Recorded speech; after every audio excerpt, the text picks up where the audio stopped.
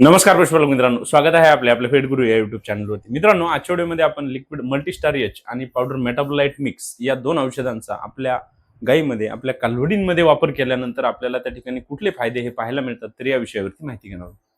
मित्रांनो, या दोन औषधांचा वापर आपण आपले पशु व्यायच्या आधी जर 1 ते 1.5 महिना त्या ठिकाणी केला तर आपल्याला अत्यंत सुंदर रिझल्ट या औषधाचे पाहायला मिळतात. मित्रांनो, लिक्विड मल्टीस्टार एच या औषधामुळे आपल्या पशूंच्या काशेची जी काही वाढ आहे ती चांगली होते. आपल्या पशूंच्या काशेचा सेप व्यवस्थित होतो. आपल्या पशूंच्या सडांची साईज वाढते.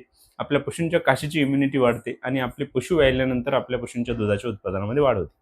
तसेच पावडर मेटाबोलाइट मिक्स याचा वापर आपण आपल्या गाभण पशूंमध्ये व्यायच्या आधी साधारणतः 20 दिवस करू शकतो.